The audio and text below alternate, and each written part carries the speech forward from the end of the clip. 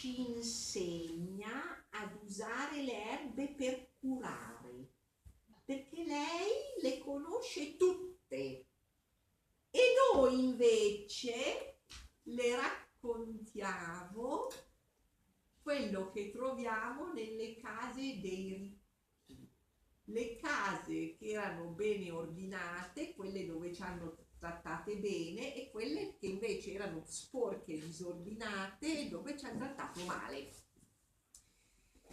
E quindi qua si vede chiaramente che si tratta, in molti racconti sul Sabba c'è questo, prima di tutto c'è il dio femmina, e secondariamente il Sabba che entra nella fenomenologia della rivolta, perché è il luogo in cui le streghe raccontano delle case dei padroni e dei dispetti che fanno ai padroni. Quindi insomma c'è da subito una componente politica molto molto molto molto forte.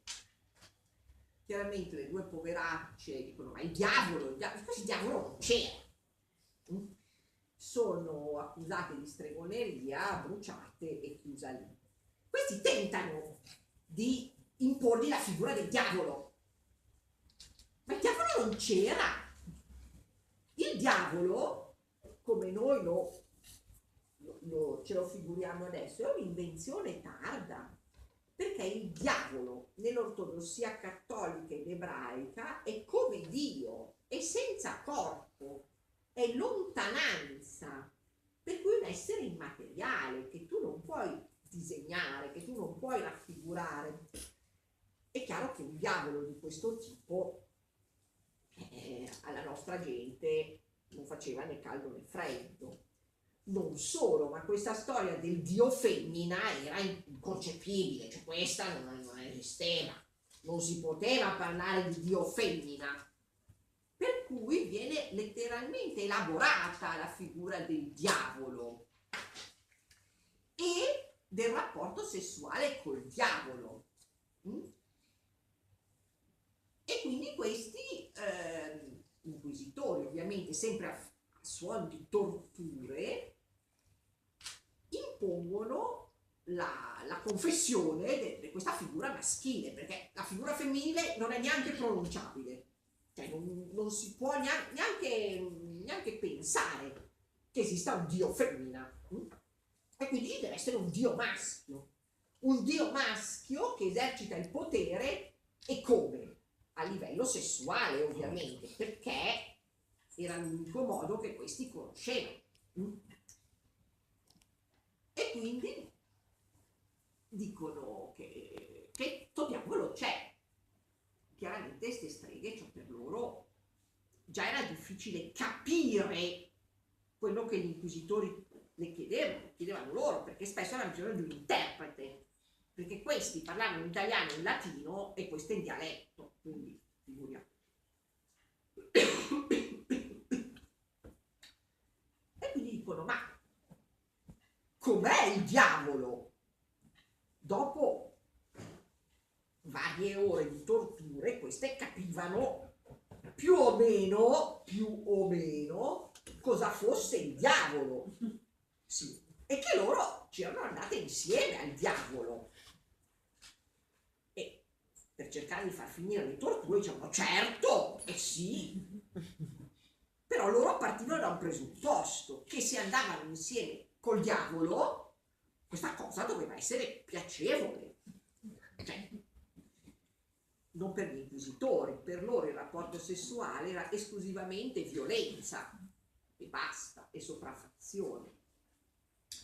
E questi dicevano: com'è sto diavolo? E il diavolo è un uomo bellissimo. Se almeno ci devi guardare, almeno scusa, cioè, che sia almeno è un uomo bellissimo che viene e va con tutte le donne e le soddisfa tutte, e prima va con quelle giovani e belle, certo, ma poi va con tutte le altre, e con tutte fa egregiamente il suo dovere. Capirai, questa visione del diavolo per gli inquisitori non funzionava proprio. Per cui lo vediamo proprio nel corso dei secoli, dei decenni, no? Per cui aumentavano letteralmente la bestialità del diavolo ogni tot anni con un pezzo.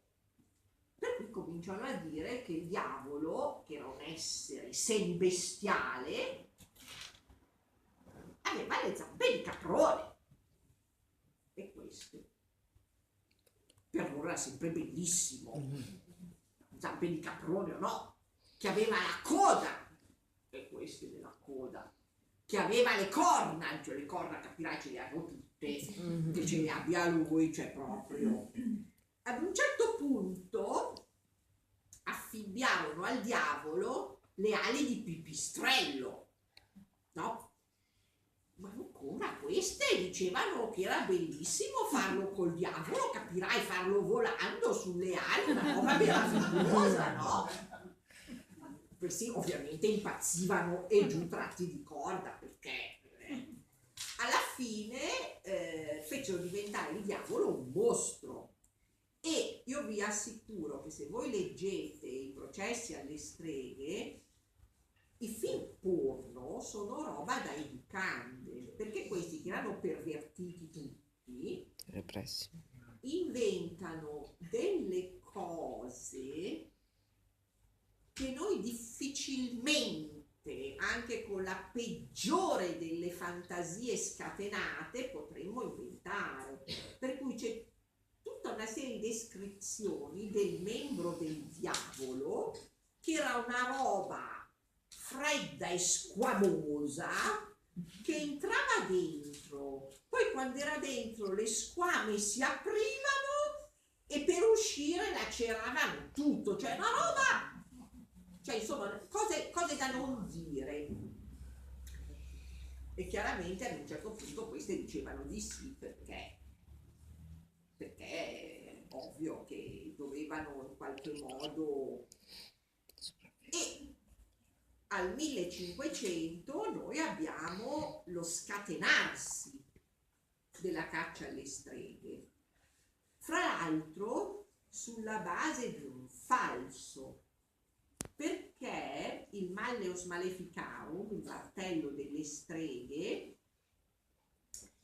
che è il testo che poi scatenò la carneficina, fu redatto da due frati domenicani, Institutus e Spengler, i quali tedeschi, i quali lo mandarono a Roma dal Papa per avere l'imprimatur, cioè il permesso di stamparlo e diffonderlo. E il Papa glielo negò, perché malgrado tutto non credeva che la gente ad un certo punto si sarebbe messa a credere in massa che le donne volavano cavalcando le scope, perché vabbè, cioè, quelli poveracci saranno anche stati ignoranti, però, cioè, voglio dire. E quindi il Papa nega l'imprimatur. I due frati lo falsificano. Sì, l'imprimatur del Malleus è stato falsificato, e a quel punto con l'imprimatur falsificato loro cominciano a stamparne, c'era già la stampa, perché il Malleus va in stampa, quindi tutte le tipografie tedesche si mettono a tirare migliaia di copie del Malleus e in pochi mesi diventa un best seller, e nel giro di 3 mesi migliaia di donne sono trucidate. Quando arriva la notizia a Roma di questa cosa, sono passati già più di 3 mesi. E allora il Papa si trova nel dover scegliere o scomunicare due, dichiarare illegittimi tutti i processi e pagare danni, o dire, come fece poi, vabbè, se ne hanno trovate così tante in Germania vuol dire che c'erano, e vuol dire che non ci sono solo in Germania, e quindi dà l'imprimatur. E da allora succede la fine del mondo.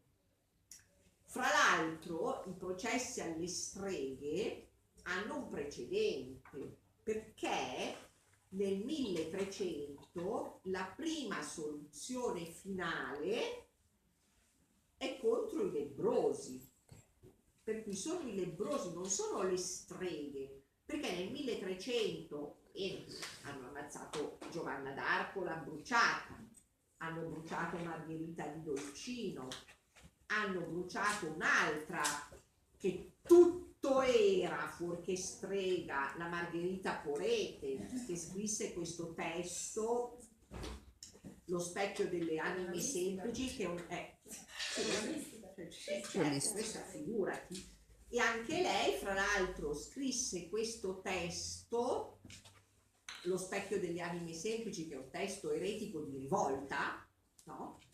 Che fu ritrovato nel 1920, ripiegato dentro la copertina di un altro codice, per cui della serie ha sempre saputo che era lì nel 1920, semplicemente hanno pensato che fosse arrivato il momento di tirarlo fuori, perché non c'era più così tanto pericolo, perché prima finivi arrosto.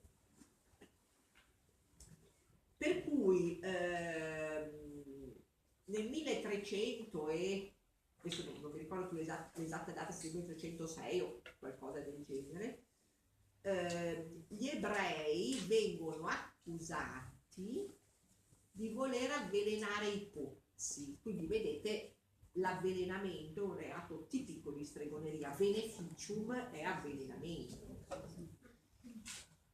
e quindi vengono bruciati in massa. La gente viene scatenata contro i lebbrosi che vengono bruciati, e ovviamente tutti i loro beni. Beh, certo, questo è sempre.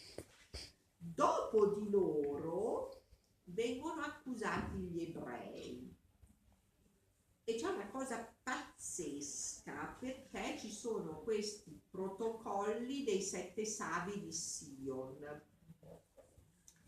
in cui in ebraico viene dichiarato, e vengono mandati in diverse province della Francia, e vengono intercettati, in cui viene dichiarato che gli ebrei avrebbero voluto avvelenare i pozzi, avvelenare i cristiani. Ancora una volta questa cosa dell'avvelenamento.